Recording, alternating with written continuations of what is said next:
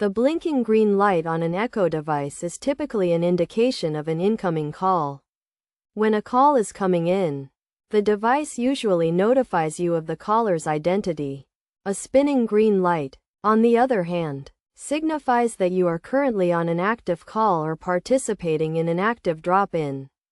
To stop the blinking green light, there are several solutions you can apply.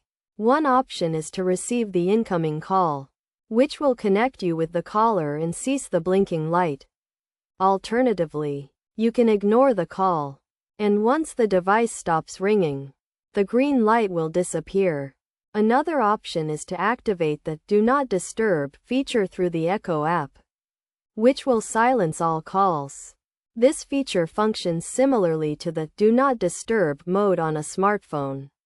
Additionally, you can disable the green light entirely by accessing the Echo app, navigating to Settings, and then Communications, where you can toggle the option to turn it off, indicated by the toggle turning gray.